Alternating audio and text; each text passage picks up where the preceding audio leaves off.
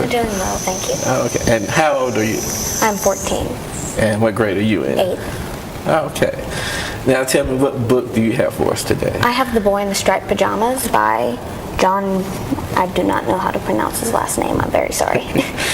Okay. Now, I've heard that book before. I haven't read it, but I've heard people talking about it. So could you give me a little small summary on it? Well, the main character, Bruno, his father is a commandant in the Nazi army, and they get transferred to go and live in a big house, and he doesn't know where they are, what's going on, and he can always see the people in the striped pajamas on the other side of the fence out of his window.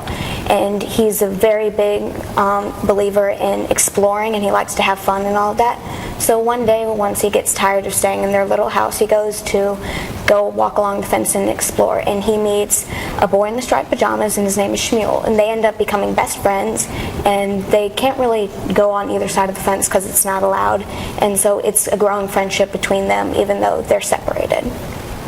So okay, correct me, if the striped pajamas is it's based on Shmuel is a Jewish prisoner in the Holocaust. Right, it's a prison suit, but in his eyes, it's just striped pajamas. Yeah. So. Okay. All right. Okay. Now, could you do me a favor and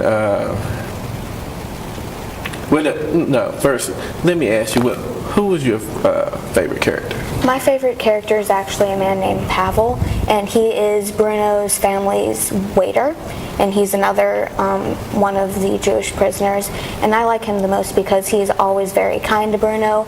Bruno actually has a bit of an accident and falls out of a tree and gets hurt, and you learn a bit about Pavel's past and how he used to be a doctor before he came to the camp and all that, and he was always showed a very good amount of kindness despite being in a very awful situation. So if you could change anything about the boy in the striped pajamas, what would you change?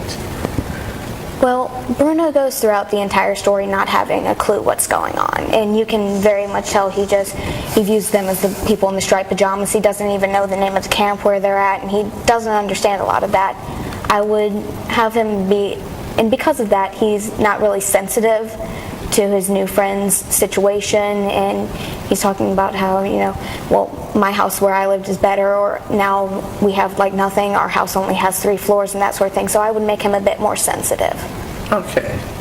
Now can I get you to read me a couple of pages from The Boy in the Striped Pajamas? While experimenting with her hair, Gretel found a tiny egg no bigger than the top of a pen. She showed it to Mother, who looked through her hair, pulling out strands of it quickly, before marching over to Bruno and doing the same thing to him. I don't believe it, said Mother angrily. I knew something was going to happen in a place like this. It turned out that both Gretel and Bruno had lice in their hair, and Gretel had to be treated with a special shampoo that smelled horrible, and afterwards she sat in her room for hours on end crying her eyes out. Bruno had the shampoo as well, but then Father decided that it was the best thing for him was to start afresh, and he got a razor and shaved all Bruno's hair off, which made Bruno cry. It didn't take long, and he hated seeing all his hair float down from his head as it landed on the floor at his feet, but Father said it had to be done. Afterwards, Bruno looked at himself in the bathroom mirror, and he felt sick. His entire head looked misshapen now that he was bald, and his eyes looked too big for his face. He was almost scared of his own reflection. Don't worry, Father reassured him. It'll grow back. It'll only take a few weeks. It's the filth around here that did it, said Mother. If some people could only see the effect this place is having on us all. When he saw himself in the mirror, Bruno couldn't help but think how much like Shmuel he looked now, and he wondered whether all the other people on that side of the fence had lice as well, and that's why they had their heads shaved. When he saw his friend the next day, Shmuel started to laugh at Bruno's appearance, which didn't do a lot for his dwindling self-confidence. I look just like you now, said Bruno sadly, as if it was a terrible thing to admit. Only fatter, admitted Shmuel. Wow.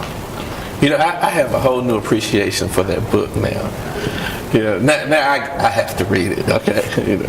But I want to thank